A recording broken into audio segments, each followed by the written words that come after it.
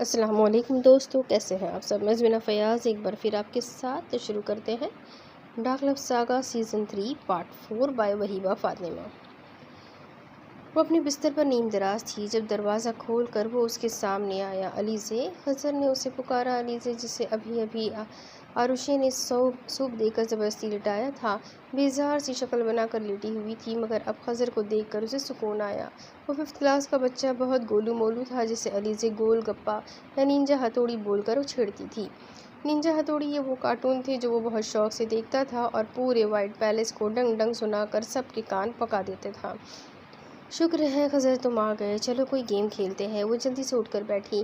نہیں، میں آپ کا سر دباؤں گا، آپ کو میری وجہ سے چوٹ لگی تھی نا، شکر ہے آپ ٹھیک ہو گئی۔ وہ اس کے سرہانے بیٹھا تھا اور بازو سے ننھے ہاتھوں سے پکڑ کر اسے واپس لٹا دیا، پھر وہ چھوٹے چھوٹے ہاتھوں سے اس کا سر دبانے لگا۔ لو مما کم تھی جو یہ چھوٹی ممی بھی آ کر سر پر سوار ہو گئی۔ وہ اچھی خاصی جھنجھلائی۔ خضر، میں بالکل ٹھیک ہوں۔ اوکے، جاؤ بیگ لے کر آؤ، میں پڑھاؤں گی تمہیں۔ ریئلی علیزے، وہ کھل گیا۔ اتنے دنوں سے علیزے نے اسے پڑھایا جو نہیں تھا۔ ہاں، میں اب بالکل ٹھیک ہوں، جاؤ جو کہا ہے وہ کرو۔ علیزے نے اسے بیگ لینے بھیج دیا۔ خضر گیا تو اسے اچانک احان کا خیال آیا۔ ارشن اور احان دونوں ہی خطرناک حد تک سنجیدہ ہو گئے تھے۔ علیزے کو کیا پتا ارشن اور احان کو وائٹ پیلس لوٹنے پر امن کے متعلق جو سننے کو ملا تھا اس سے وہ دونوں بھی جیسے جڑوں سے ہل گئے تھے، جبکہ یہ بات ابھی فلزہ اور علیزے کو معلوم ہی نہیں تھی۔ تب ارشن اور احان نے بہت ہی زیادہ سنجیدگی اختیار کر لی تھی اور خود کو دن رات اتنی مشقت بھری آگ میں جھونک دی جہاں سے انہوں نے تپ کر کندن بن کر نکلنا تھا۔ علیزے اپنے بیڈ سے اتری، اپنے کمرے سے نکلی، رخ سیدھا احان کے کمرے کی جانب تھا۔ احان کے کمرے تک جا کر اس نے دروازے پر ہلکی سی دستک دی۔ علیزے کو فلزہ نے بتایا تھا کہ احان کی گن سے نکلنے والی گولی غلطی سے اساوری شاہ کو لگی تھی، جس سے اس کی جان چلی گئی تھی۔ وہ تبھی اداس رہتا تھا اور اب وہ اسے تسلی دینے آئی تھی۔ یس کم ان۔ احان کی آواز پر وہ اندر داخل ہوئی۔ اندر وہ ابھی جو فریش ہو کر واش روم سے باہر نکلا تھا۔ علیزے کو سامنے دیکھا تو افسوس ہوا کہ اپنی پریشانیوں میں اس نے اس کی عیادت تک نہ کی۔ کیسی ہو علیزے؟ احان نے شرمندگی سے پوچھا۔ بالکل ٹھیک ہوں، علیزے نے سادگی سے جواب دیا۔ بیٹھو، احان نے اسے کہا تو وہ صوفے پر بیٹھ گئی اور احان اس کے ساتھ ہی بیٹھ گیا۔ مجھے فلزہ نے بتایا اساوری شاہ کا، علیزے نے بات شروع کی۔ خضر جو کہ بیگ لے کر علیزے کے کمرے میں آیا تھا، اسے کمرے میں نہ پا کر بیگ وہیں صوفے پر پٹکا۔ یہ کہاں چلی گئی؟ وہ جھلایا۔ خضر علیزے کو ڈھونڈتے ڈھونڈتے جب احان کے کمرے تک آیا۔ علیزے اس وقت احان کے کمرے میں بیٹھی اس کے کندھے پر ہاتھ رکھے اسے تسلیاں دلاسے دے رہی تھی۔ وہ بھی 10th اسٹینڈرڈ میں تھا اور اتنے بڑے صدمے سے گزر گیا تھا۔ اس میں تمہارا کوئی قصور نہیں ہے احان، تم سمجھنے کی کوشش کیوں نہیں کر رہے کہ تمہارا کوئی قصور نہیں ہے؟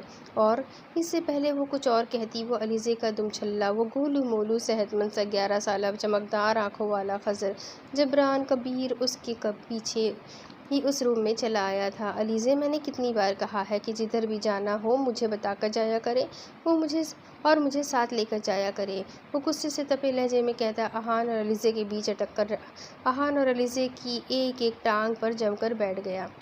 اف ننجا ہتھوڑی، اپنا وزن دیکھا ہے؟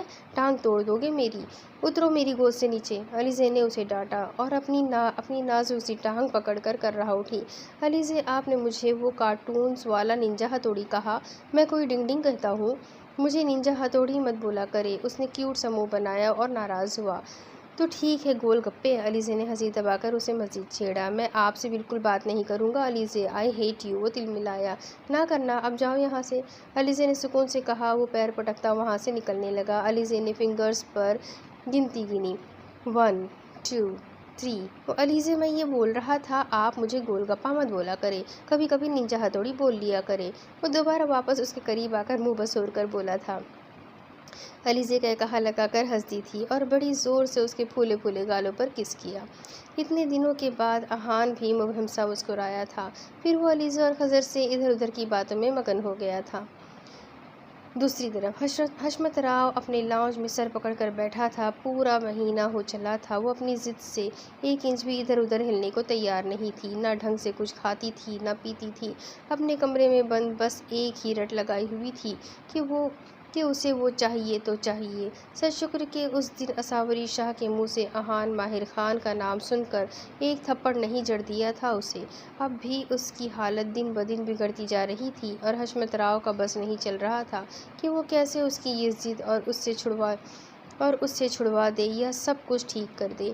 وہ انہی گہری سوچوں میں غلطہ تھی جب بیرونی بڑے سے گلاس ڈور سے خان شمشان خیل اور مہارانی اندر آتے دکھائی دیے۔ حشمت راؤ نے بڑے جوشیلے انداز میں ان کا استقبال کیا۔ آئیے آئیے بیٹھیے، بہت خوشی ہوئی آپ لوگ آئے۔ حشمت راؤ کافی خوش تھے، مگر تمہارے چہرے پر گہری پریشانی کے سائے پھیلے ہوئے ہیں حشمت، ہمیں نہیں بتاؤ گے اپنی پریشانی؟ خان شمشان خیل نے مونچھوں کو تاؤ دیتے ہوئے پوچھا۔ ارے کیوں نہیں مائے باپ، آپ سے نہیں کہوں گا تو اور کس سے کہوں گا اپنی پریشانی؟ آخر اب تک آپ کے ہی تو نسخوں اور طریقوں نے کام دکھایا ہے جو مجھے میرے بیٹے کی اولاد دیکھنا نصیب ہوئی ہے۔ آپ کا ہی تو کرم ہے اس ناچیز پر، مگر اب دوبارہ ایک مشکل آ پڑی ہے اور میری بچی اتنی ضدی ہو رہی ہے کہ کیا بتاؤ۔ حشمت راؤ تلملایا تھا۔ پھر وہ مہارانی اور خان شمشان خیل کو سب بتاتا چلا گیا کہ کیسے اس کی لاڈلی دشمن کے بیٹے کی محبت میں پاگل ہو رہی ہے۔ تو اس میں اتنا پریشان ہونے والی کون سی بات ہے حشمت راؤ؟ تمہیں اپنی بچی کو ہینڈل کرنا آ ہی نہیں رہا، اسے بھی وہی کہنا سناؤ جو سی میں نے ان دشمنوں کی ہی بیٹی کو سنا کر انہی کی بیٹی کو انہی سے نفرت کرنے پر مجبور کر دیا، اور وہ اب تھوکے گی بھی نہیں اپنی اصلی ماں باپ پر۔ تم اپنی بچی کو بھی وہی کہانی سنا دو اور ابھی باہر بھیج دو۔ جب بڑی ہوگی تو میرے بیٹے سے شادی کریں گے بچی کی۔ ہا ہا ہا ہا ہا۔ خان شمشان خیل خباثت سے ہنسا اور حشمت راؤ کو وہ کہانی سنانے لگا، جسے سن کر حشمت راؤ اشش کر اٹھا۔ واہ بھئی، آپ نے تو ہماری مشکل چٹکیوں میں حل کر دی، اور آپ جیسے خاندان میں میری بچی کی شادی ہو جائے، اس سے بڑھ کر اور کیا چاہیے ہمیں، اور میں ایسے ہی کرتا ہوں۔ حشمت راؤ کے چہرے پر اب سکون تھا۔ چلو حشمت، اب ان جلادوں کی عزت کا جنازہ نکالنے چلتے ہیں پہلے مہارانی کے اڈے پر، اس کے بندوں کے پاس سے وہ فوٹیج لاتے ہیں۔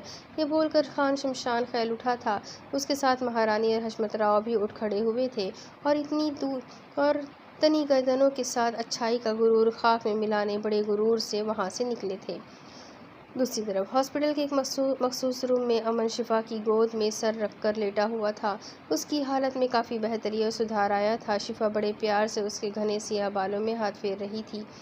فزیکلی علاج کے ساتھ ساتھ جبران کی ٹیچر اور ڈاکٹر ملک کے مشہور سائیکولوجسٹ ڈاکٹر ثانیہ امن کی کاؤنسلنگ بھی کر رہے تھے، اور مشہور عالم دین مولانا عبدالاسلام بھی مسلسل اسے وقت دے رہے تھے، نہیں تو وہ پچھتاووں کی آگ میں جھلستا، خون کے آنسو روتا، آئی ایم سوری بولتا اب تک نیم پاگل ہو چکا تھا۔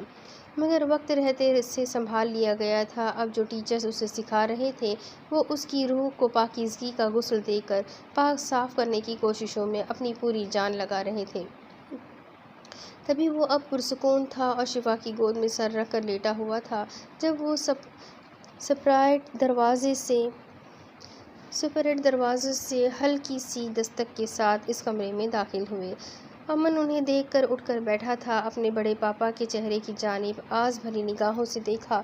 دل کیا جا کر ان کے قدموں سے لپٹ جائے، مگر پھر پاشا، سوہم اور کبیر کا سرد و سپاٹ چہرہ دیکھ کر وہ سہم کر پھر شفا کے قریب ہو گیا۔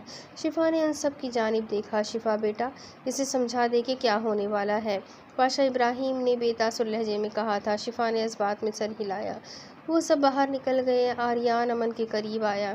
اب کیسا فیل ہو رہا ہے لٹل چیمپ؟ کیسی طبیعت ہے؟ آریان نے محبت سے اس کے بال بگاڑے۔ Much better dead. وہ آریان کے سینے سے لگا۔ ڈیڈ، بڑے پاپا لوگ سب کیوں آئے ہیں یہاں؟ کیا ہونے والا ہے؟ امن نے خوفزدہ لہجے میں پوچھا تھا۔ آریان نے شفا کی جانب اشارہ کیا کہ تم سمجھاؤ جو بھی ہونے والا ہے۔ چیمپ، ابھی ممی بتائے گی، مجھے کچھ ضروری کام ہے، میں ابھی آتا ہوں۔ آریان بول کر کمرے سے باہر نکل گیا۔ امن نے سوالیہ نگاہوں سے شفا کی جانب دیکھا۔ امن، آج معجزہ کا نکاح ہونے والا ہے۔ شفا کو اور کچھ تو نہیں سوجھا، اسی لیے گھما کر یہی بول دیا، مگر امن نے کچھ اور ہی سمجھا۔ تبھی چہرہ لٹھے کی طرح سفید پڑا تھا اور وہ سر تا پیر خوف سے ٹھنڈا پڑ گیا۔ کس سے مما؟ امن کی رگیں پھول چکی تھی۔ اس کو ہمیشہ کے لیے کھونے کا سوچ کر اسی خوف سے اسے تو یہ سکھایا جا رہا تھا کہ اب اپنے کیے گئے گناہ کبیرہ کا مداوع کرنا ہے، اس کی زندگی کا جینے کا یہی مقصد ہوگا۔ مگر یہ بھی کہاں امید تھی کہ بڑے پاپا اور خاص کر سمیع انکل اب کبھی اسے اپنی کوکومو کے قریب بھی بھٹکنے دیں گے۔ تو اب امن کا پوچھتے ہوئے حلق خشک ہوا تھا۔ معجزہ کا نکاح تم سے ہوگا امن۔ شفا نے اس کا ماتھا چوما۔ امن نے اپنے سینے میں روکی ہوئی لمبی سی سانس کھینچ کر بحال کی اور واپس شفا کی گود میں سر رکھ لیا۔ ادھر آج ہی معجزہ کو ڈسچارج ملنا تھا۔ سمیع خان اسے گود میں لیے بیٹھا تھا۔ اگر آج ہی نکاح ہونا تھا تو انہیں یہ آسانی حاصل تھی کہ عالم دین مولانا عبدالسلام، جن کے چہرے سے ہی نور جھلکتا تھا، معجزہ سے ایز اے اینجل متعارف ہو چکے تھے۔ پہل وہ ڈری اور چیخیں مار مار کر بے ہوش ہو گئی، مگر جب سمیع خان نے اسے سمجھایا کہ یہ ایک اینجل ہے تو وہ آہستہ آہستہ ان سے مانوس ہو گئی۔ اب وہ انہیں اپنے کمرے میں آنے دیتی تھی مگر اپنے قریب نہیں۔ وہ اس کے بیڈ سے دور بیٹھ کر ہی بات کیا کرتے تھے۔ سمیع خان نے معجزہ کو اپنی گود میں سے اتار کر اپنے سامنے بٹھایا۔ معجزہ میری گڑیا، ابھی اس روم میں اینجل آئیں گے، وہ تم سے کچھ پوچھیں گے تو تم نے بس بولنا ہے۔ وہ آہستہ آہستہ اسے بار بار سمجھاتے رہے۔ پھر کچھ ہی دیر میں مولانا عبدالسلام اس کمرے میں نکاح کا رجسٹر لائے تھے، ساتھ مفرح شفا بھی تھی۔ اگر زیادہ لوگ اندر آتے تو وہ خوفزدہ ہو جاتی تھی۔ سب دروازے اور کھڑکی میں کھڑے تھے۔ پاشا ابراہیم اور باقی سب کے چہرے پر عجیب قسم کی شرمندگی اور اضطراب سا تھا، مگر سمیع خان سمندر کی طرح اس وقت بالکل پرسکون تھا۔ نکاح کی کارروائی کے دوران ایک عجیب صورتحال کا سامنا کرنا پڑ گیا۔ جب مولانا صاحب نے امن کا نام لیا تو معجزہ خوف سے بالکل نیلی پڑ گئی تھی۔ تھر تھر کانپنے اس نے اپنے بابا کے سینے میں منہ دے لیا۔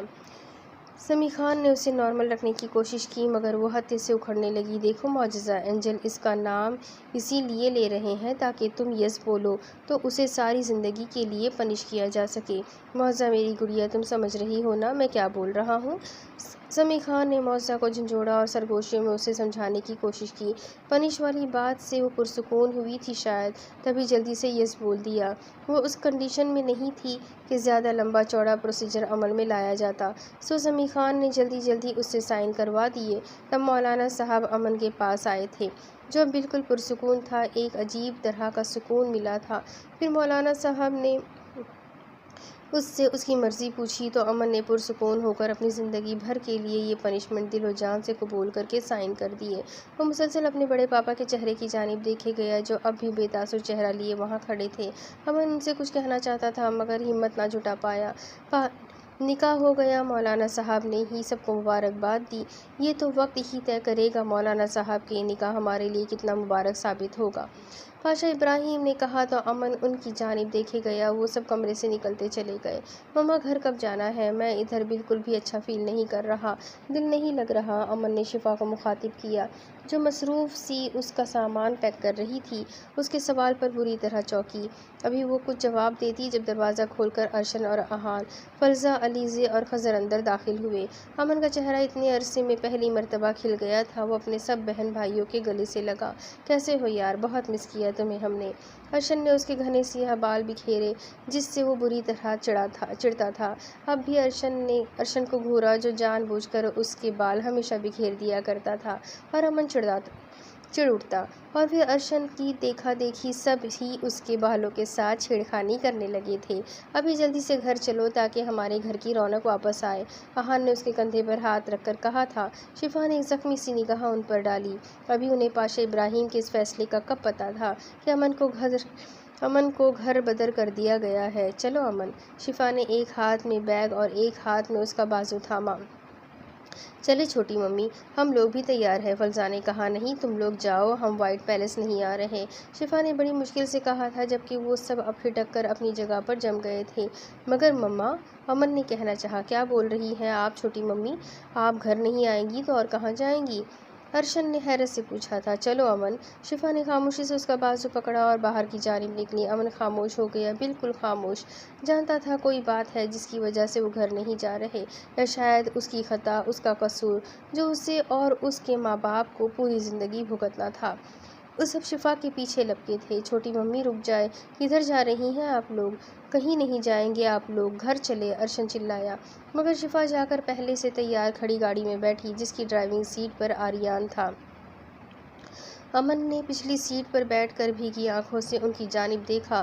نادانی اور بے ہوشی میں ہوئی خطا نے اس سے کیا کچھ چھین لیا تھا، اسے اب پتہ چلنا شروع ہوا تھا۔ فلزہ اور علیزے رونے لگی تھی۔ ارشن، احان اور خضر بھی بے یقینی سے گاڑی کو دور جاتے دیکھتے رہے۔ دیکھتے ہی دیکھتے گاڑی نگاہوں سے اوجھل ہو گئی تھی۔ اب دوسری طرف وہ تینوں مہارانی کی حویلی پہنچے تھے۔ حویلی کی پچھلی جانب بظاہر اسٹور روم میں داخل ہو کر وہ اس کے اندر ایک خفیہ کمرے میں داخل ہوئے جہاں بہت سارے کمپیوٹرز، لیپ ٹاپ اور حساس ڈیوائسز موجود تھے، اور ان کے آدمی اس کمرے میں ان کمپیوٹرز کے ساتھ بیٹھے تھے۔ بھائی چلو تم لوگ ذرا بڑے سائی کو اس پیلس کی اس دن کی فوٹیج دکھاؤ، بلکہ پورے پیلس کی فوٹیج دکھاؤ، ہمیں یہ سب ویڈیوز چاہیے۔ پہلے خود ان کی بربادی دیکھتے ہیں، پھر ان کا تماشا دیکھیں گے۔ میک اپ سے بھرا چہرہ لیے مہارانی نے ایک ادا سے کہا، جی مہارانی، نہیں، مجھے پہلے اب ان کی ہاری ہوئی شکست خوردہ لٹکی ہوئی شکلیں دیکھنی ہے۔ پہلے لائیو چلاؤ، ابھی کے مناظر دکھاؤ، شمشان خیل نے حکم دیا۔ جی سائی۔ انہوں نے ڈیوائس آن کیے اور وائٹ پیلس میں لگے ڈیوائسز سے انہیں کنیکٹ کیا۔ بڑا واضح منظر تھا وہاں کے، مگر کچھ تو تھا جو عجیب تھا۔ یہ پیلس خالی کیوں ہے؟ شمشان خیل نے حیرت سے پوچھا۔ ارے گئے ہوں گے کہیں، یا ہسپتال میں ہوں گے، یا دم دبا کر بھاگ گئے ہوں گے اس پیلس سے۔ ہا ہا ہا ہا ہا۔ مہارانی نے اس کی ڈھارس بندھائی۔ 1 ماہ پہلے کی 3 تاریخ کی لگاؤ، دن کے 2 سے 4 بجے کے درمیان کی۔ مہارانی کے نئے حکم پر وہ فٹافٹ کی بورڈ پر انگلیاں چلانے لگے۔ اس دن کی فوٹیج چلی۔ خان شمشان خیل، مہارانی اور حشمت راؤ کے ماتھے پسینے سے تر ہوئے تھے کیونکہ اسکرین پر وائٹ پیلس نظر آیا تھا، بالکل خالی، مگر پھر ایک شخص کی پیٹھ نظر آئی۔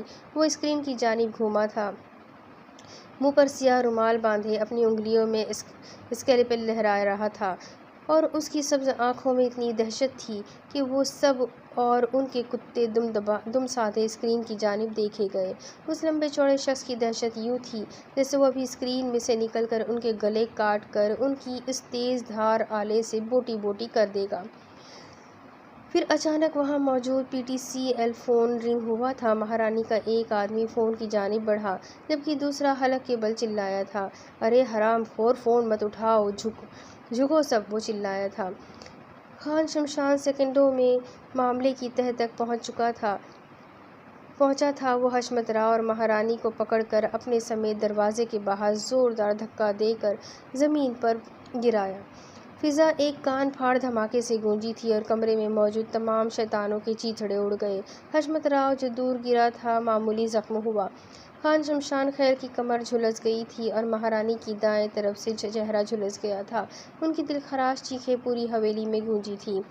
ابھی تو جلاد ان دشمنوں کے آئی پی ایڈریس تک پہنچے تھے تو ان کا یہ حال ہو گیا تھا کہ اب اس کے بعد سے مہارانی بیگم کی کوئی شکل نہیں پہچان پائے گا۔ ابھی تو جب وہ اپنے دشمنوں کی گردنوں تک پہنچیں گے تب یہ لوگ شاید خود اپنے منہ سے اپنے لیے موت مانگیں گے۔ اب شمشان خیل، حشمت راؤ اور مہارانی جانتے تھے انہیں اس پوری حویلی کو جلا کر تہس نہس کر کے انہیں یہاں سے جلد نکلنا تھا، نہیں تو وہ آ کر ان کی قبریں آج ہی یہیں کھول ڈالیں گے۔ تبھی وہ اپنے بندوں کو خاص حکم دے کر وہاں سے دم دبا کر بھاگ گئے تھے۔ دوسری طرف فلزہ اپنی اسپورٹس بائیک پر یوں ہی گھومنے نکلی تھی جب بریک سیدھا اسی قریبی پارک میں آ کر لگائی۔ سامنے ہی اسے عائشہ داشاب نظر آ گئے۔ عائشہ تو اسے گلے ملی، مگر وہ جو اس کا بہت اچھا دوست بن گیا تھا اور اس سے کافی مانوس بھی ہو گیا تھا، پاؤں پٹکتا جا کر بینچ پر بیٹھ گیا۔ کیسی ہو فلزہ یار، کافی دنوں بعد چکر لگایا۔ عائشہ نے بھی گلا کیا۔ بس ٹھیک ہوں، کافی بزی تھی۔ فلزہ گھر کے حالات کی بات گول کر گئی۔ ٹھہرو عائشہ، میں اس روٹھی پھوپھی کو تو منا لوں۔ فلزہ نے کچھ اس انداز میں کہا کہ عائشہ قہقہا لگا کر ہنس پڑی۔ آج فلزہ مہینوں بعد اس سے ملنے آئی تھی تو اس سے کٹی ہو کر منہ پھلا کر پارک کے بینچ پر ایک کونے میں بیٹھا تھا، اور جس طرح وہ ایک آنکھ کو ترچھا کر کے فلزہ کو دیکھ رہا تھا، فلزہ کی ہنسی چھوٹ گئی۔ ہاؤ روڈ فرینڈ، تم بہت بدتمیز ہو، داشو تم سے ناراض ہے۔ تم بہت بدتمیز ہو، داشو تم سے ناراض ہے، کٹی ہے، اور تم۔ اس نے اپنے ہونٹوں پر ہاتھ رکھا۔ کھی کھی کھی کھی کھی کھی کھی کھی کھی کر کے ہنس رہی ہو۔ داشو نے اسے جھڑکا۔ اوکے رائٹ، اب نہیں ہنسوں گی، فلزہ نے جلدی سے صلح جو انداز میں بولی۔ تم اتنے دنوں سے کیوں نہیں آئی فالسہ داشو سے ملنے؟ داشو نے بہت مس کیا تمہیں، وہ سادگی سے بولا اور ہمیشہ کی طرح اس کے نام کی وقیع ادھیڑ دیے۔ فلزہ کر رہ گئی۔ فلزہ نے ہزار کوشش کی تھی اسے سکھانے کی، مگر اس کا فالسہ فلزہ میں نہ بدل سکا۔ میں بیزی تھی۔ اوکے، یہ دیکھو فلزہ تمہارے لیے چاکلیٹ لائی تھی، مگر داشو تو کٹی ہے، تو اب یہ چاکلیٹ تو میں خود ہی کھا لیتی ہوں۔ فلزہ نے چاکلیٹ کا ریپر کھولا۔ وہ فوراً سے رخ بدل کر اس کی سائڈ پر ہوا تھا۔ اوکے رائٹ، ہم سچی کر لیتے ہیں نا، تم مجھے چاکلیٹ دے کر منا لو تو میں مان جاؤں گا۔ داشاب نے اس پر احسان کرتے اسے آفر دی۔ ریئلی؟ اوکے، یہ لو۔ فلزہ نے ہنسی دبا کر چاکلیٹ اس ندیدے کو دے دی، جو اب وہ مزے لے کر کھانے لگا۔ فالسہ، ایک بات تو بتاؤ۔ وہ زیادہ دیر چپ کہاں بیٹھ سکتا تھا؟ فلزہ کا پھر دماغ چکرایا کہ وہ بہت اسٹوپڈ سوال پوچھ کر دماغ گھما دیتا تھا۔ پوچھو، فلزہ نے خود کو بمشکل کہتے سنا۔ یہ جو تمہاری فراگ جیسی گرین آئیز ہے، ان سے تمہیں ہر چیز گرین دکھتی ہے یا ہمارے جیسی؟ اس نے اطمینان سے سوال پوچھا اور فلزہ کا دل کیا ماتھا پیٹ لے۔ تمہارے جیسا ہی دکھتا ہے، فلزہ نے تحمل سے جواب دیا۔ کیوں؟ مگر تمہاری تو آنکھیں گرین ہیں نا۔ وہ ماننے کو تیار نہ ہوا۔ تمہاری آنکھیں بلیک ہے تو تمہیں سب بلیک دکھتا ہے۔ اب کی بار فلزہ نے اپنی دانست میں اسے لاجواب کرنے کی کوشش کی، اور وہ سچ میں خاموش بھی ہو گیا۔ فلزہ نے شکر ادا کیا۔ اوہ، یہ تو ہے، وہ پرسوچ انداز میں بولا۔ پھر فلزہ نے کافی سارا وقت عائشہ اور داشاب کے ساتھ گزارا تھا۔ دوسری طرف اساوری اپنے کمرے میں کھڑکی کے پاس رکھی راکنگ چیئر پر بیٹھی تھی، باہر کھلے حد نگاہ آسمان کو دیکھتی کسی غیر مرئی نقطے کو گھور رہی تھی، جب ہلکی سی دستک دے کر حشمت راؤ اندر داخل ہوئے۔ اساورا نے پیچھے مڑ کر ایک نگاہ ان کی طرف دیکھا اور پھر ناراضگی سے نگاہ واپس پھیر لی۔ حشمت راؤ اس کے قریب آئے تھے۔ ناراض ہے میری بچی؟ تمہید باندھی گئی۔ بچی نے ان کی جانب دیکھنا ضروری نہیں سمجھا۔ تمہیں پتہ ہے، بچپن میں جب بچہ آگ کی جانب لپکتا ہے کہ وہ اسے روشن، چمکدار اور خوبصورت لگتی ہے، مگر آگ کی حقیقت یہ ہے کہ وہ بس جلا دیتی ہے۔ ماں باپ بچے کو آگ کو چھونے نہیں دیتے کہ وہ اپنے ہاتھ اور اپنا دامن نہ جلا بیٹھے، مگر بچہ اس وقت سمجھتا نہیں، روتا ہے، ناراض ہوتا ہے، پاؤں پٹکتا ہے، یہ جانے بغیر کہ اس کے بڑے صرف اور صرف اسے آگ کی تکلیف دہ لپٹوں سے بچانا چاہتے تھے۔ اور اس وقت تمہاری بھی بالکل وہی صورتحال ہے میری بچی۔ حشمت راؤ اس کے قریب صوفے پر بیٹھتے ہوئے بولے۔ جانتی ہو، جسے تمہیں پانے کی چاہ اور خواہش ہے، وہ بالکل اسی آگ کی طرح ہے، بظاہر خوبصورت، چمکدار، روشن، اپنی جانب کھینچنے والا۔ حشمت راؤ سانس لینے کو رکا۔ وہ بغور انہیں سن رہی تھی۔ وہ نہیں سننا چاہتی تھی، تبھی بالکل خاموش ہو گئی۔ مگر وہ کیا ہے؟ یہ آج میں تمہیں بتاتا ہوں۔ وہ آگ جو سوائے جلا کر بھسم کر دیتی ہے، وہ بس ایک کرمنل ہے۔ اس کا پورا خاندان یہی کام کرتا ہے۔ قتل و غارت گری، دہشت گردی، human trafficking, human body parts trafficking, کوٹھے چلانا، اپنی عورتوں سے برے کام کرواتے ہیں یہ لوگ، حتیٰ کہ اتنے گندے ہیں کہ خواجہ سراؤ تک کا کاروبار کرتے ہیں۔ اساوری شاہ نے بے یقینی سے اپنے دادا کو دیکھا تھا۔ کیا یقین نہیں آ رہا؟ تم پر گولی کس نے چلائی؟ تمہاری اطلاع کے لیے عرض ہے، وہ دہشت گرد انہی کے ساتھی تھے۔ کیا ان کی گاڑیوں میں ان کی وہ خواجہ سرا نہیں چھوڑنے آتے جاتے تھے؟ یہ سب تو تم نے اپنی آنکھوں سے دیکھا ہے، اور میرا دوست اور بزنس پارٹنر خان شمشیر خیل تو ان کے ساتھ کام کرتا تھا۔ اندر کی کہانی اس نے بتائی ہے۔ میرے پاس سب ثبوت ہے جو تمہیں دکھا سکتا ہوں۔ اب بتاؤ، اب بھی تمہیں آہان ماہر خان چاہیے؟ حشمت راؤ نے اس کی جانب دیکھا تو جو پھٹی پھٹی نگاہوں سے ان کو دیکھے گئی۔ اچھی طرح سوچ لو، کیا کرنا ہے؟ یوں ہی ضد پر اڑے رہنا ہے یا اپنا فیصلہ بدلنا ہے؟ کچھ وقت دیتا ہوں میں تمہیں، پھر اپنا فیصلہ سنا دینا۔ حشمت راؤ بول کر اس کمرے سے جا چکا تھا۔ وہ پھر کافی دیر سے باہر آسمان کی جانب دیکھ رہی تھی۔ اس کا لڑکیوں کو دیکھ کر نگاہیں چرانا یاد آیا۔ نوٹس بورڈ پر لڑکے بہانے سے لڑکیوں میں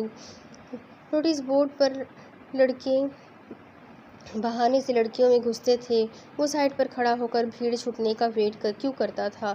وہ کیوں تھا سب سے الگ؟ اور جب وہ پلر سے دیکھ رہی تھی تو اسے ان دہشت گردوں سے بہادری سے لڑتے دیکھا تھا۔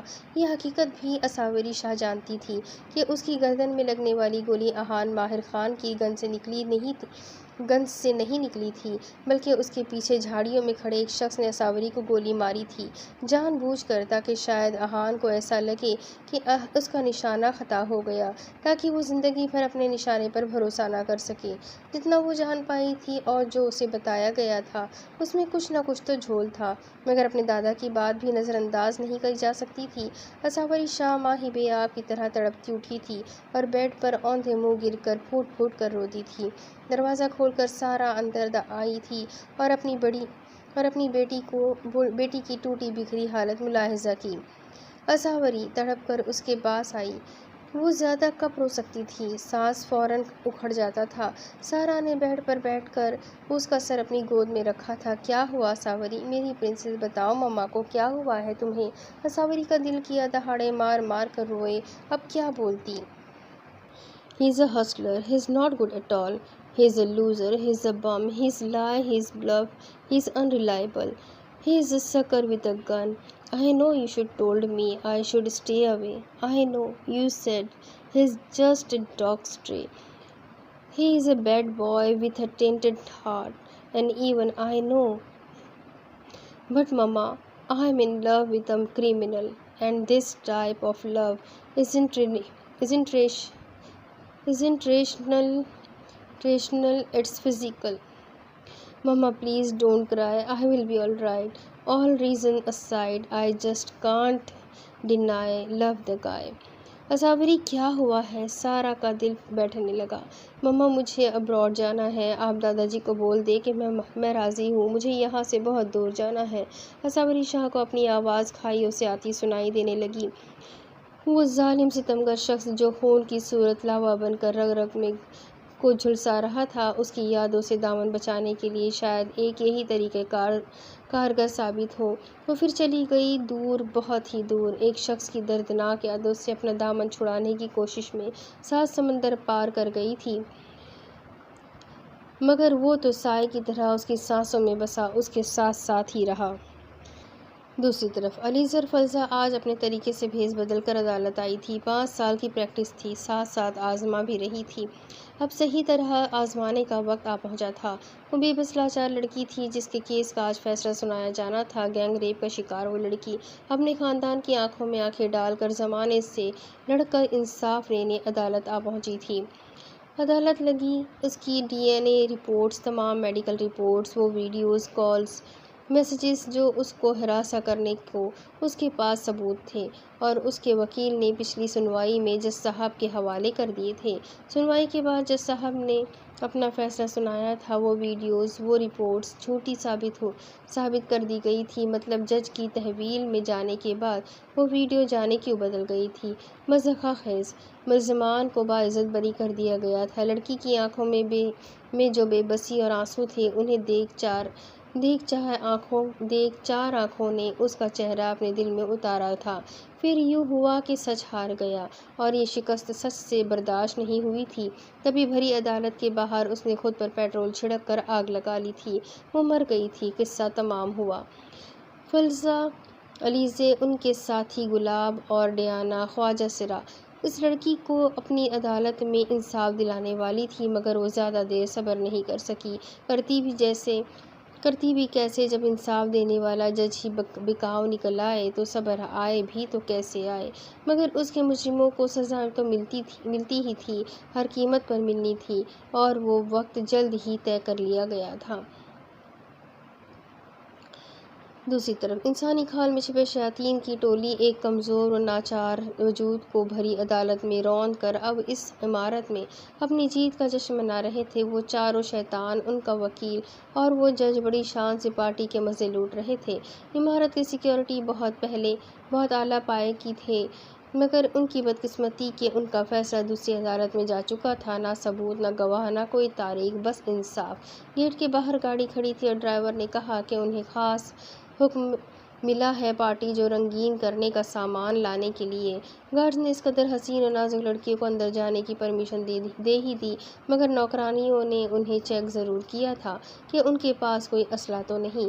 جشن جاری تھا، مگر یہ جشن کچھ دیر بعد ہی ماتم میں بدلنے والا تھا کہ اس لاچار وجود کی خودکشی کا انتقام لینے اس عمارت میں لیڈی ایکسکیوشرز نے قدم رکھا تھا۔ وہ تقریباً 4 تھیں جو ڈانسرز کے گیٹ اپ میں طویل کوریڈور سے اندر آ رہی تھیں جب ایک وہیکل گارڈ ان کے سامنے آیا۔ کافی پرانا اور گھٹیا آئیڈیا ہے ڈانسرز کے بھیس میں کسی غیر متعلقہ جگہ گھسنا، مگر کوئی بات نہیں، رات تو تم حسیناؤں سے ہی رنگین ہوگی اب۔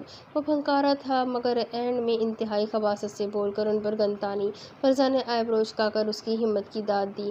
وہ طریقہ پرانا ہے تو چلو کوئی نیو طریقہ ٹرائی کرتے ہیں اور رات رنگین نہیں سیاہ ہوگی۔ فضا کا سرد لہجہ کوریڈور میں گونجا تو اس گارڈ کے بھی چہرے پر سایہ سا لہرایا۔ اب انہوں نے اپنے سر سے وہ گھونگھٹ اور کمر سے وہ لہنگے نوچے تھے، نیچے بلیک پینٹ کے اوپر بلیک اپر پہنے ہوئے۔ ان کا انوکھا ہی ٹشن اور سویگ تھا۔ آئی سیڈ ہینڈز اپ، وہ گارڈ پھر چلایا، مگر فلسہ اور علیزہ ہنوز اس کی جانب بنا ڈرے قدم بڑھاتی رہیں۔ گارڈز نے فائر کیا تھا اور بجلی کسی تیزی سے کوریڈور کی دیوار سے چپکی۔ فلسہ علیزہ کی جانب تیزی سے بھاگی۔ علیزہ نے اپنے ہاتھ ایک دوسرے پر جوڑے جن پر فلسہ نے اپنے پاؤں رکھا اور وہ ہوا میں باؤنس ہو کر اس گارڈ کے پیچھے اتری تھی۔ گارڈ کی گردن میں ایک سوئی اتری تھی، وہ دھڑام سے زمین بوس ہوا تھا۔ فائر کی آواز سن کر کافی سارے گارڈز پیچھے سے حملہ آور ہوئے تھے۔ فلسہ نے علیزہ کو اشارہ کیا اور ہوا میں ایک کراس بنایا۔ مطلب صاف تھا، ان چاروں نے اپنے آکسیجن ماسک پہنے۔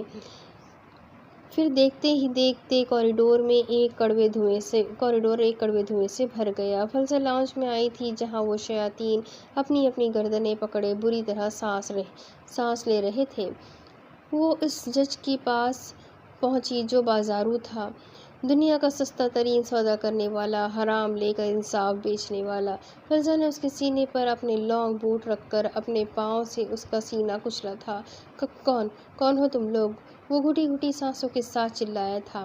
لیڈی ایکسکیوشرز، وہ ہلکے سے بڑبڑائی، مگر سامنے والے نے بے اختیار اپنے دل کو تھاما تھا۔ اس زہریلے دھوئیں سے گھٹ گھٹ کر مرنے سے پہلے ہی وہ اس سبز آنکھوں والی لیڈی ایکسکیوشرز کا نام سن کر ہی اپنی جان کی بازی ہار بیٹھا تھا۔ ایک تلخ سی مسکراہٹ فلسہ کے لبوں پر رینگی۔ صبح اخبار اور ٹی وی ہیڈ لائنز کی سرخیوں میں جج صاحب اور ان کے دوستوں اور گارڈز کی گھر کے گیس سے دم گھٹنے سے ہونے والی ناگہانی اموات کے چرچے زبان زد عام تھے۔ علیزہ یونی سے تھکی ہاری گھر واپس آئی تھی۔ وائٹ پیلس میں غیر معمولی خاموشی تھی۔ 5 سال ہو گئے تھے وائٹ پیلس میں معجزہ کے ساتھ ہوئے اس بھیانک حادثے کو۔ وقت گزر چکا تھا مگر اس حادثے کے نشان جیسے اب بھی وائٹ پیلس کی در و دیوار پر ایک منحوسیت رقم کیے ہوئے تھے۔ علیزہ گردن سہلاتی آ کر لاؤنج کے صوفے پر گری تھی، کافی ٹف ٹائم دے رہی تھی وہ اپنی روٹین کو۔ دوسری قسم کی پریکٹس کے ساتھ ساتھ ایم ایس سی کیمسٹری کے فرسٹ سیمسٹر نے تھکا ڈالا تھا۔ وہ آنکھیں موندے صوفے پر نیند دراز سی تھی جب آہٹ پر آنکھ کھلی۔ وہ حسب معمول کچھ چباتا لاؤنج وائٹ میں اور ریڈ کمبینیشن کے یونیفارم میں اسکول سے واپس آیا تھا۔ ایک گہری نگاہ بلیک کلر کی شارٹ فراک اور پاجامے میں اس گلابی سے وجود پر پڑی۔ علیزہ اپنی کن پٹیاں سہلا رہی تھی۔ کیا ہوا، تھک گئی؟ وہ پاس آ کر صوفے پہ ڈھیر ہوا۔ ہاں بہت زیادہ۔ علیزہ نے خضر کی جانب دیکھا جو اپنے لمبے سر و قد کی وجہ سے کہیں سے میٹرک کا اسٹوڈنٹ نہیں لگتا تھا۔ کچھ چہرے پر ظاہر ہوتی ہلکی پھلکی سی بیئرڈ اور مونچھوں سے وہ بڑا لگنے لگا تھا، مگر علیزہ کے لیے آج بھی وہ ننجا ہتھوڑی ہی تھا۔ نفرت سے آروشیں باہر آئی تھیں۔ تم لوگ فریش ہو جاؤ، میں کھانا لگا دیتی ہوں، آروشی کہہ کر کچن میں گم ہو گئی۔ ننجا ہتھوڑی، اپنی کسی ننجا ٹیکنیک سے میرے پاؤں ہی دبا دو، بہت درد ہے۔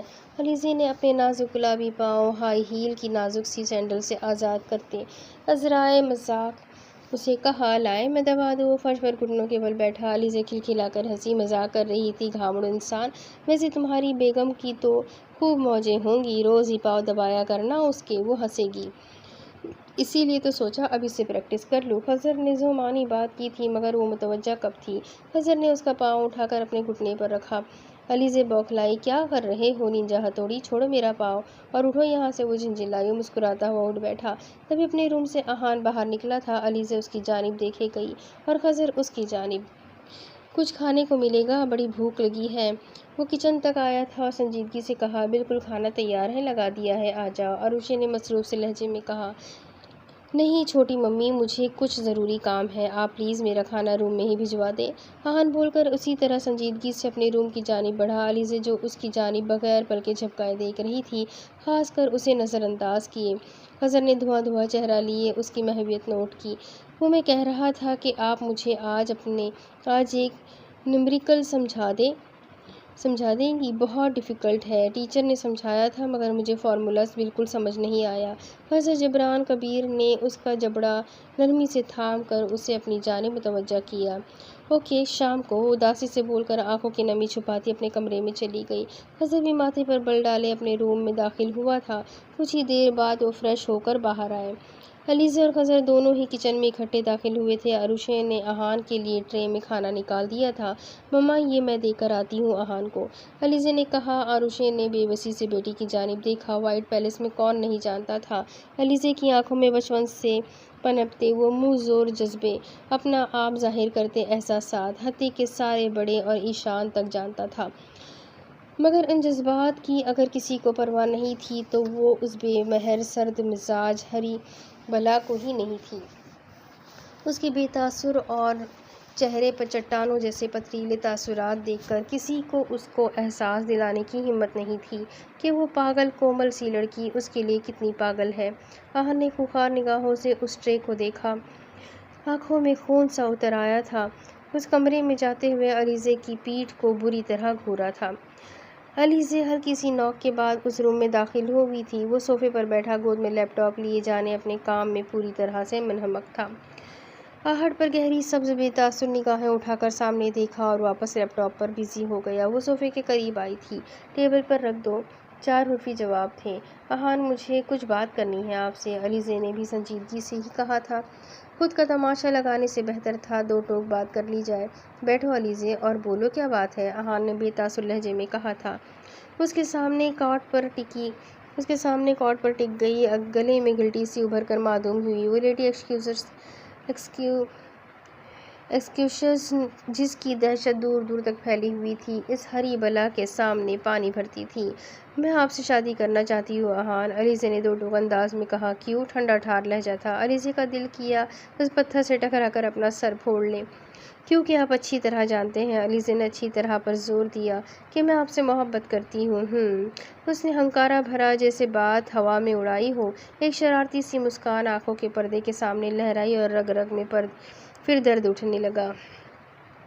میں اپنے حصے کی محبت کر چکا ہوں علیزہ، آئی ایم سوری، اب تمہیں دینے کے لیے میرے پاس کچھ بھی نہیں، ہمدردی بھی نہیں جو میں تم سے شادی کر لوں، اسی لیے جتنی جلدی یہ بات تم اپنے دل و دماغ سے نکال دو تو اتنا ہی بہتر ہوگا۔ اہان نے بھی 2 ٹوک لہجہ اختیار کیا تھا۔ آپ اس سے بھلا کیوں نہیں دیتے؟ لہجہ نم تھا، ہزار ضبط کے باوجود آنکھیں سرخ اور نم ہو گئی تھیں۔ تم کیوں نہیں مجھے بھلا دیتی علیزہ؟ وہ درشتگی سے بولا تھا۔ آپ میری پہلی محبت ہیں اہان، وہ بے بسی سے بولی، اور وہ میری آخری محبت تھی۔ وہ کٹھور پن سے اس کا دل توڑ رہا تھا۔ میں مر جاؤں گی آپ کے بغیر، وہ چیخ اٹھی تھی۔ نہیں مرتی، یقین کرو نہیں مرو گی، میں نہیں مرا، ارشن امن نہیں مرے ابھی تک، تو تم بھی نہیں مرو گی، زندہ رہو گی، یہ اذیتیں زندہ رہ کر جھیلنی ہی پڑتی ہے، مرتا کوئی نہیں۔ اہان نے کرب سے آنکھیں زور سے بند کی تھی۔ علیزہ کھانا ٹھنڈا ہو رہا ہے، وہ جس سے رہا نہ گیا اب اس کے پیچھے ہی دندناتا چلا آیا تھا۔ وہ نم نگاہیں لیے تیزی سے کمرے سے باہر نکلی تھی۔ خضر اس کے پیچھے لپکا اور وہ اپنے کمرے میں گئی تھی۔ وہ پیچھے ہی کچی ڈور سے بندھا چلا آیا تھا۔ خضر، گیٹ لاسٹ فرام ہیئر، جاؤ یہاں سے، مجھے نہیں کھانا، کچھ بھی بھوک نہیں ہے، وہ چلائی تھی اور واش روم میں بند ہونے لگی جب اس کا بازو خضر کی آہنی گرفت میں پھنسا تھا۔ کیوں خود کو بے وقت کر رہی ہو آپ؟ کیوں اپنی سیلف رسپیکٹ کو اتنا ڈی گریڈ کر رہی ہے اس شخص کے پیچھے جسے آپ میں بالکل انٹرسٹ نہیں؟ کیوں علیزہ، ایسا کیوں؟ وہ چیخ کر بولا تھا۔ علیزہ اسے بے یقینی سے دیکھے گئی۔ چھوڑو بازو خضر، ابھی بچے ہو تم، یہ باتیں نہیں سمجھو گے۔ علیزہ نے اسے بری طرح جھٹکا تھا۔ بازو جھٹکے سے چھڑا کر واش روم میں بند ہوئی اور دل کھول کر اپنی بھڑاس نکالی۔ وہ گھنٹے 1.5 گھنٹے بعد لال بھبو کا چہرہ لیے باہر نکلی اور اسے اپنے کمرے میں ہی جمع دیکھ حیرت ہوئی۔ آپ فکر مت کریں، میں آپ سے شادی کروں گا، خضر نے اطمینان سے کہا، اور علیزہ کا دل کیا اس ننجا ہتھوڑی کا تھوبڑا سجا دے، کہ اکثر وہ ایسے شوشے چھوڑ کر اسے زج کیا کرتا تھا، اور پھر وہ ڈھیٹ جب تک علیزہ نے کھانا نہیں کھایا نہ مان کرنا نہ مانا اور نہ وہاں سے ہل کر گیا۔ اس کا دھیان بٹانے کو زبردستی کتابیں لیے پھر سے اس کے سر پر سوار ہو گیا۔ یہ اس سے اگلے دن کی بات تھی۔ وہ اسکول سے آ کر پھر اس کے سر پر سوار ہو گیا تھا۔ وہ علیزے کے ہی کمرے میں اب اس کے دماغ کی دہی کی کسی بلو رہا تھا۔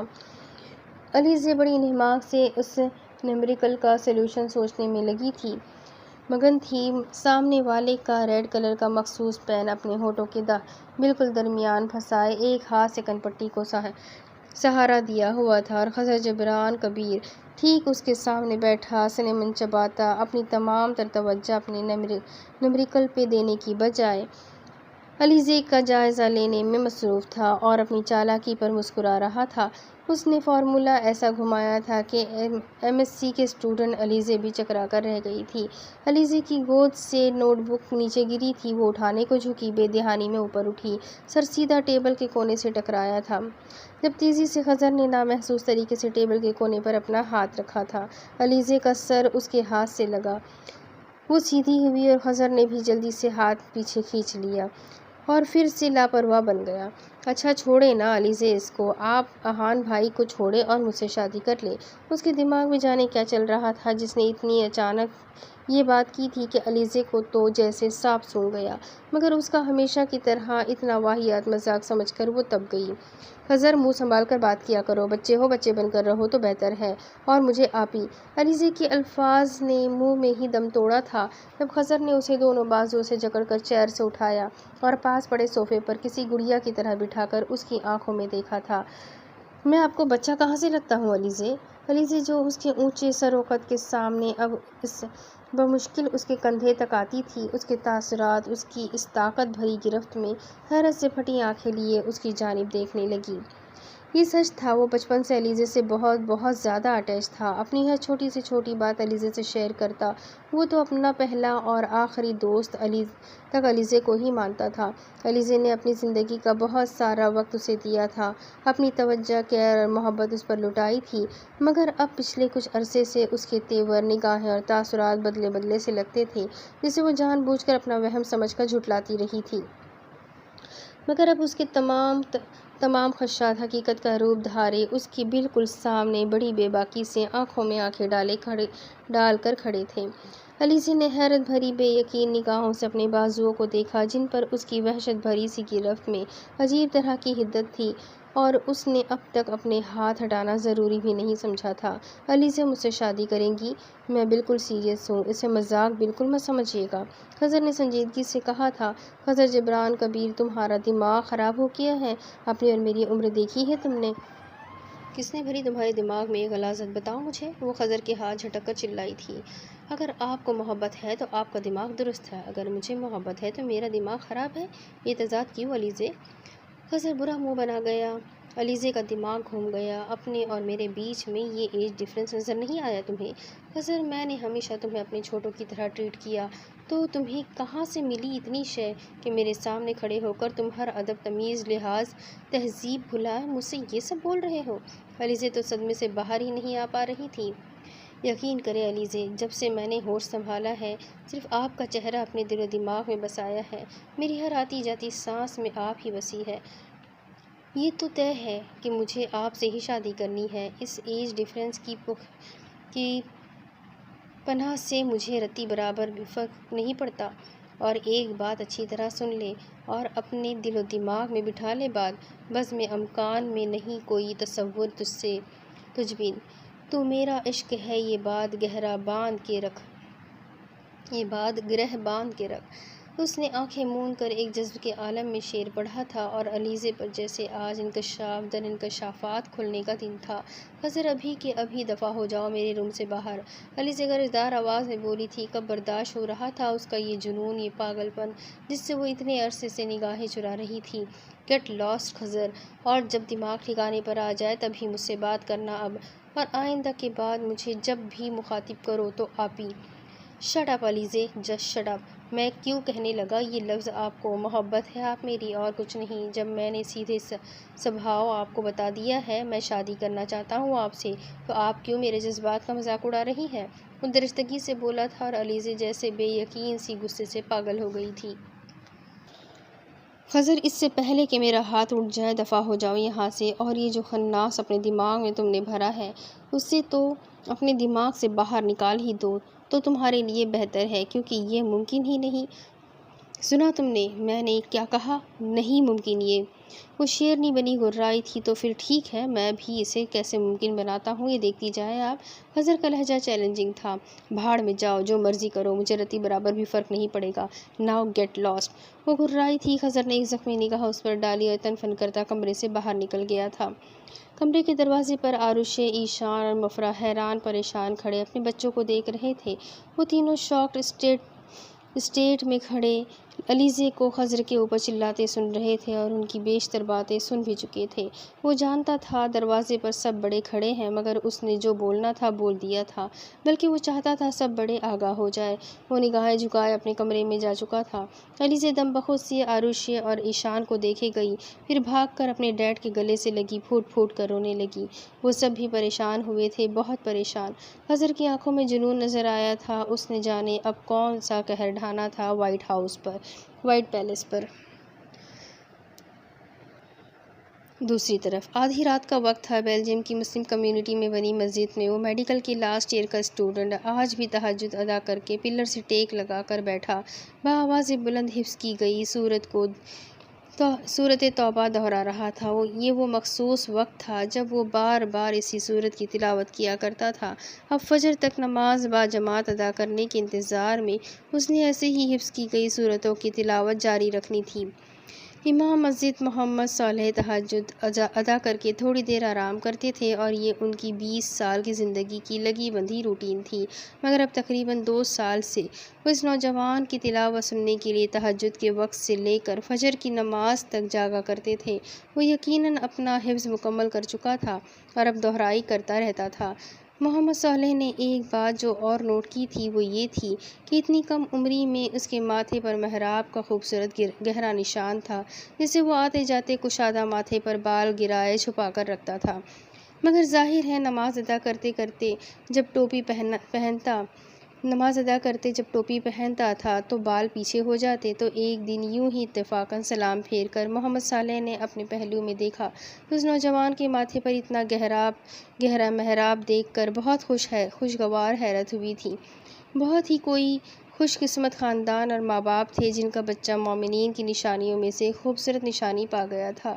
اس کی سحر انگیز آواز دلوں پر سرور سطاری کرتی تھی۔ پوری مسجد میں ایک کیف کا عالم طاری ہو جاتا۔ مسلم کمیونٹی کے اب اکثر بزرگ رات کو تہجد کے وقت مسجد میں آ جاتے، اس کے بعد وہیں بیٹھ کر اس کی تلاوت سنتے تھے اور پھر نماز با جماعت ادا کر کے اس کے ساتھ ہی واپسی کے لیے نکلتے تھے۔ آج محمد صالح کا دل کیا کہ اس نوجوان سے بات کی جائے، تبھی اپنے حجرے سے نکل کر اس کے قریب آ کر بیٹھے تھے۔ اپنے کندھے پر لمس محسوس کر کے وہ تلاوت کرتے خاموش ہوا تھا اور آنکھیں کھول کر محمد صالح کی جانب دیکھا۔ بہت خوب نوجوان، بہت خوبصورت آواز ہے۔ میں نے 20 سالہ امامت کی گئی زندگی میں کبھی کسی نوجوان کو اتنا نیک نہیں پایا جتنا کہ تم ہو۔ جی نہیں امام صاحب، کافی گنہگار ہوں اور توبہ و استغفار کرنے آتا ہوں، شاید کبھی رب تعالیٰ سے اپنے گناہ کی معافی مل جائے۔ وہ نیک ہونے کی بات پر نگاہیں جھکا کر بولا تھا۔ تم مجھے بابا بول سکتے ہو، کیونکہ یہاں کے سب لوگ بڑا ہو یا چھوٹا مجھے بابا ہی بولتے ہیں۔ اور کیا کرتے ہو میاں؟ محمد صالح نے مسکرا کر پوچھا تھا۔ میڈیکل کا اسٹوڈنٹ ہوں، وہ سادگی سے جواب دیے گیا۔ کیا نام ہے تمہارا؟ محمد صالح نے پوچھا۔ امن آریان پاشا، وہ آہستگی سے بولا۔ تمہارے خاندان کو تو تم پر ناز ہوگا، صالح صاحب نے کہا۔ تو وہ خاموش ہو گیا، بہت خاموش۔ ایسا کچھ نہیں ہے بابا، وہ سادگی سے بولا تھا۔ اب انہیں کیا بتاتا کہ وہ آدم ذات تھا جسے اس کے گناہ کی وجہ سے اپنی جنت سے نکال دیا گیا تھا۔ کیا چاہیے خدا سے تمہیں برخوردار؟ محمد صالح نے یوں ہی پوچھ لیا۔ اس سے بات کرنا بہت اچھا لگ رہا تھا۔ اپنے لیے معافی اور اپنی روح میں معلق ایک وجود کے لیے سکون اور خوشیاں۔ کافی برجستہ جواب تھا۔ محمد صالح مسکرائے۔ کل کو دن میں آنا ہمارے حجرے میں، وہاں ملاقات ہوگی۔ اب تو کافی وقت ہو گیا ہے، فجر ہونے والی ہے۔ میں کل کو دن میں تمہارا انتظار کروں گا، انہوں نے کہا تھا اور امن نے حیرت سے پھٹی نگاہوں سے ان کی جانب دیکھا تھا کہ محمد صالح کے گھر میں کبھی کسی نے کسی کو آتے جاتے نہیں دیکھا تھا، مگر وہ اب اسے خود اپنے گھر آنے کی دعوت دے رہے تھے۔ جی میں ضرور حاضر ہو جاؤں گا، امن نے کہا اور وہ اس کا کاندھا تھپتھپا کر اٹھ کھڑے ہوئے۔ امن نے دوبارہ آنکھیں موند لی، پھر فجر ادا کر کے ہی وہ مسجد سے باہر نکلا اور ٹراؤزر کی پاکٹ میں ہاتھ پیدل ہی اپنے اپارٹمنٹ کی جانب بڑھ گیا۔ بس ایسا ہو گیا۔ میں نے جنم سے پہلے جنم لیا اور اپنی عمر سے پہلے بڑا ہوا، بنا محبت کی اور بنا قصور رلایا گیا۔ میں نے آج سے پہلے دن دیکھا اور شام سے پہلے رات، مجھے دل سے پہلے درد ملا اور درد سے پہلے مات۔ میں نے آج دیکھا مگر کل نہیں، اور کل بھی وہ اگلا پل نہیں۔ کتنا عجیب شخص ہوں میں کہ زندگی سے پہلے جیا اور موت سے پہلے مر گیا۔ وہ جس وقت اپنے اپارٹمنٹ داخل ہوا تو شفا کو اپنے انتظار میں جاگتے پایا تھا۔ وہ کوریڈور سے لاؤنج میں داخل ہوا تو شفا اس کی جانب دیکھ کر مسکرائی۔ مما، کتنی مرتبہ کہا ہے کہ میرے انتظار میں مت جاگا کریں، آپ آرام کیا کریں۔ اس نے قریب آ کر ماں کا ماتھا بڑی عقیدت سے چوما تھا۔ اور تمہیں اچھی طرح معلوم ہے کہ میں فجر پڑھنے کے بعد روز تمہارا انتظار کرتی ہوں، تو روز مجھے نصیحتیں مت کیا کرو، شفا جھنجھلائی تھی۔ اوکے بابا، چلے، اب تو میں آ گیا، اب تو آپ جا کر آرام کریں۔ امن نے شفا کو کندھوں سے تھاما۔ بالکل نہیں، اب گھس جاؤ گے باپ کی طرح اس ایکسرسائز روم میں، فریش جوس بناتی ہوں میں تمہارے لیے، شفا بول کر کچن میں جانے لگی۔ پھر امن نے اسے کندھوں سے تھاما تھا۔ ہرگز نہیں، آپ بیٹھیں گی اور آپ کا یہ پرنس اپنی مدر کوئن کے لیے جوس بنائے گا۔ امن نے اپنی خدمت پیش کی۔ ماں باپ پشت پناہی کرے اور بچے کو ٹھوکر لگنے کے بعد وقت رہتے سنبھال لے تو بچے کی زندگی برباد ہونے سے بچ سکتی ہے۔ یہی شفا اور آریان نے کیا تھا۔ وہ اسے بیلجیم لے کر چلے آئے تھے۔ دینی، روحانی، جسمانی ہر طرح کی ٹریٹمنٹ دی گئی تھی۔ وہ پوری طرح ڈرگس ایڈکٹ بن چکا تھا۔ مہینوں لگے اس سے ٹھیک ہونے میں۔ آریان نے اسے سب سے پہلے دینی تعلیم دلوائی تھی، مطلب قرآن پاک حفظ کروایا۔ وہ شروع سے غیر معمولی طور پر ہی ذہین تھا، تبھی بہت جلد کور کر لیا تھا۔ پھر میٹرک کے بعد وہ میڈیکل کالج میں ہی گیا تھا۔ آریان قدم قدم پر اس کے ساتھ رہا، اپنی پریکٹس یہاں جاری رکھی اور اپنا زیادہ تر وقت امن کو دیا۔ شفا نے بھی اپنی زندگی کو اپنے بیٹے کی زندگی کا حاصل بنا دیا۔ یوں شفا اور آریان اسے اپنی زندگی کی جانب لوٹنے میں اور ایک مکمل کامیاب انسان بنانے کی کوشش میں پوری طرح کامیاب ہوئے تھے۔ آریان نے امن کی دوسری طرح کی خاص ٹریننگ بھی ساتھ ساتھ جاری رکھی تھی اور اب اسے اپنی زندگی کا ایک مقصد مل چکا تھا جسے باپ بیٹا مل کر آگے لے کر چلے تھے۔ وہ دونوں کچن میں آئے۔ امن فریش جوس کے لیے سیب دھونے لگا۔ شفا بغور اسے دیکھے گئی۔ بچپن میں ہی اس کا بچپن چھین لیا گیا تھا۔ اب تو اس کے چہرے پر ہم وقت اور اس قدر سنجیدگی چھائی رہتی کہ شفا اسے مسکراتے ہوئے دیکھنے کے لیے ترس گئی تھی، مگر وہ برسوں سے مسکرایا نہیں تھا۔ امن نے ماں کی محبت نوٹ کی تھی۔ آپ میری فکر مت کیا کریں مما، اب میں بالکل ٹھیک ہوں۔ امن نے انہیں تسلی دلائی۔ اس بات کا یقین میں تب کروں گی جب تمہیں کسی دن سکون سے سوتے ہوئے دیکھوں گی، شفا نے آہستگی سے کہا تھا۔ سب کچھ ٹھیک تھا، اپنی جگہ پر واپس آ چکا تھا۔ اس کے باوجود وہ بے خوابی کا شکار ہو چکا تھا اور راتوں کو سوتا ہی نہیں تھا۔ اور وہ دن شاید تب آئے جس دن میں اپنی نگاہوں کے سامنے صحیح سلامت دیکھ لوں مما اسے۔ کیا آپ جانتی ہیں بڑے پاپا نے اسے کہیں چھپا دیا ہے، وہ وائٹ پیلس میں نہیں ہے۔ کہاں ہے؟ میں یہ پتہ لگانے میں ناکام رہا، اور آپ جانتی ہیں نا، یہ بات مجھے چین نہیں لینے دیتی۔ امن نے نگاہیں چراتے کربناک لہجے میں کہا تھا۔ تم یہ کیوں بھول جاتے ہو امن کہ وہ چاہے دنیا کے کسی کونے میں چلی جائے، رہے گی تو تمہاری، کوئی کچھ بھی کر لے اس کا نام تمہارے نام سے الگ نہیں ہو سکتا۔ شفا نے اسے سمجھانا چاہا۔ اوکے چھوڑے اس بات کو، یہ بتائے ڈیڈ کدھر ہے؟ امن نے سہولت سے بات گھمائی تھی۔ شفا بھی اب اس سے ہلکی پھلکی باتیں کرنے لگی تھی۔ دوسری طرف جبران مفرح کے ساتھ اس کے کمرے میں داخل ہوا تھا اور آ کر اس کے سرہانے بیٹھا، جو آنکھوں پر بازو رکھے نیم دراز تھا۔ یہ سب کیا ہے خضر؟ جے.کے نے اس کے بالوں میں ہاتھ پھیرتے ہوئے سنجیدگی سے پوچھا۔ ڈیڈ، وہ خود کو کیوں کسی کے آگے ڈیگریڈ کرنا چاہتی ہے، کیوں انہیں بھلا نہیں دیتی؟ میں اس کی سیلف رسپیکٹ کو کم ہوتے نہیں دیکھ سکتا، اسی لیے اب انہیں وہی کرنا ہوگا جو میں چاہتا ہوں، خضر نے جبران سے نگاہیں چراتے ہوئے کہا تھا۔ پاشا ابراہیم، سوہم اور کبیر، جو اس کا مزاج درست کرنے آئے تھے، اس کی بات سن کر وہیں رک گئے۔ جبران، اسے کہو انسان بنے، بچہ ہے، ابھی بچہ بن کر رہے۔ نہیں تو اسے بھی اٹھا کر وائٹ پیلس سے باہر پھینکنے میں ایک سیکنڈ ویسٹ نہیں کروں گا میں۔ پاشا ابراہیم گرایا تھا۔ خضر نے ایک زخمی سی نگاہ ان کی جانب دیکھا۔ ڈیڈ مجھے جو سزا دینی ہے دے دیجیے، مگر میں اپنی بات سے ایک انچ بھی ادھر ادھر نہیں ہلنے والا، وہ لاپرواہی سے بولا تھا۔ وہ اس کی جانب دیکھے گئے اور کمرے سے باہر نکل گئے۔ 5 دن ہو چکے تھے وائٹ پیلس میں ضرور کوئی غیر معمولی بات ہو رہی تھی۔ مفرا 3 دن سے ہاسپٹل نہیں جا رہی تھی، جانے کیوں؟ علیزہ اور فلزہ ابھی یونی سے واپس آئی تھی اور لاؤنج میں داخل ہوتے ہی قدم اپنی جگہ پر ساکت ہو کر رہ گئے تھے۔ جمال اور مفرا زارو قطار رو رہی تھی اور باقی سب خواتین انہیں خاموش کروانے کی جدوجہد میں تھی۔ علیزہ اور فلزہ لپک کر ان تک پہنچی۔ کیا ہوا ہے مما، بڑی ماں، کیا ہوا ہے آپ لوگوں کو؟ علیزہ نے مفرا کے ہاتھ تھامے۔ مفرا نے ایک نظر عروشے کو دیکھا اور پھر رونے لگی۔ خضر نے 5 دن سے نہیں کھانا کھایا۔ عروشے نے بیٹی کے سر پر بم پھوڑا اور پھر مفرا کو چپ کروانے لگی۔ حیرت در حیرت تھی کہ سب بڑوں تک کو اس کی ضد اور ہٹ دھرمی کے بارے میں معلوم ہو چکا تھا، اور جو ایک ہی رٹ لگائے بیٹھا تھا کہ علیزہ سے نکاح کے بعد ہی وہ کھانا کھائے گا۔ اس کے باوجود کسی نے علیزہ پر دباؤ ڈالنا تو بہت دور کی بات ہے، بات تک کرنا ضروری نہیں سمجھا تھا۔ ابھی عروشے نے کچھ جتایا نہیں تھا اس کو، کیونکہ یہ خالصتاً علیزہ کی پوری زندگی کا معاملہ تھا، تو کوئی کیسے اس پر دباؤ ڈال سکتا تھا؟ یہ الگ بات تھی کہ مفرا اور اپنی بڑی ماں جمل کے آنسوؤں نے ان کے دل میں سوئیاں سی چبھو ڈالی تھی۔ علیزہ جھٹکے سے اٹھی تھی اور خضر کے کمرے کی جانب گئی۔ دھاڑ سے دروازہ کھول کر اندر داخل ہوئی تو وہ بالکل نڈھال سا ملگجے بکھرے سے ہولیے میں بیڈ پر نیم دراز تھا۔ کمزور آنکھوں کے گرد سیاہ ہلکے سے محسوس ہوئے۔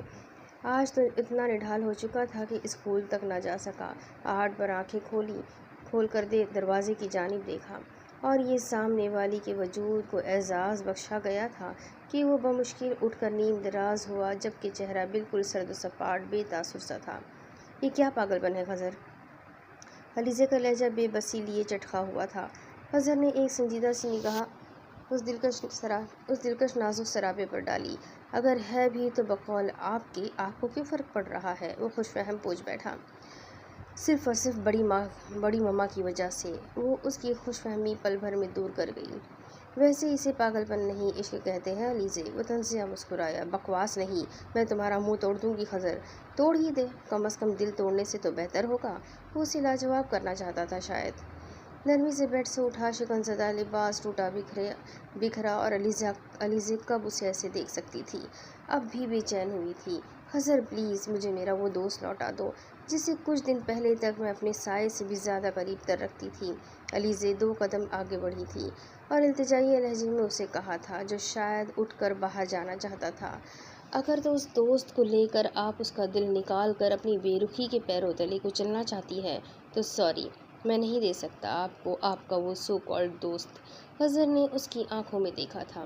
خضر تم، علیزہ کے الفاظ نے منہ میں ہی دم توڑا تھا جب وہ لڑکھڑا کر زمین بوس ہونے والا تھا، مگر علیزہ نے لپک کر اسے تھام لیا تھا۔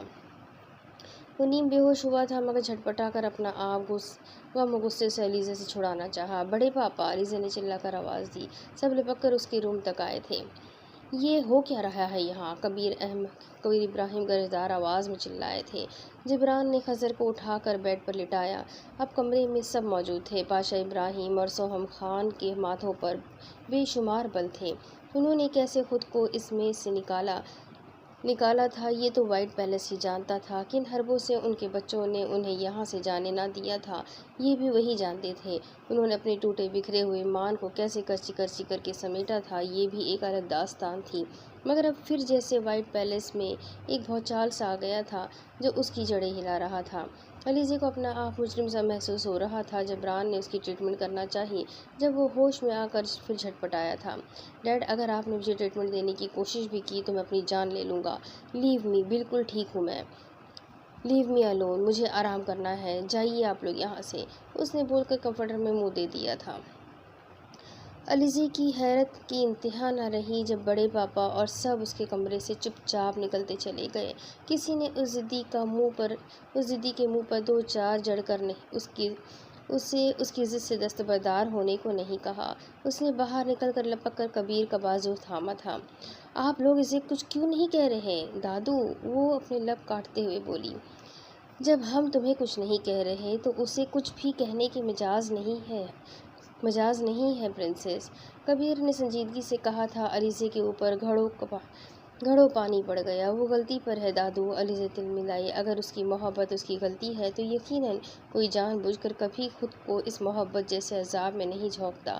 یہ تو وہ خود روپودہ ہوتا ہے جو اپنے آپ انسان کے اندر تک جڑ پکڑ کر اسے کہیں کا نہیں چھوڑتا۔ اور میری محبت دادو، علیزے دھواں چہرہ لیے بولی، جہاں تک میرا تجربہ ہے پرنسس، وہ مجھے صرف ایک اٹریکشن لگتی ہے یا پسندیدگی۔ محبت تو وہ ہوتی ہے جب ہزار ناراضگی کے باوجود انسان دوسرے کی تکلیف میں تڑپتا پھرے۔ کبیر نے اس کے سر پر ہاتھ رکھا تھا اور وہاں سے چلا گیا۔ علیزے ہونک سے بنی وہاں کھڑی رہی۔ آج پھر یہ رات وائٹ پیلس پر ایک عذاب بن کر نازل ہوئی تھی۔ کوئی بھی نہیں سو پایا۔ مفرح خضر کے سرہانے بیٹھی رہی۔ وہ نیم غنودگی میں بار بار علیزے کو پکارتا رہا تھا۔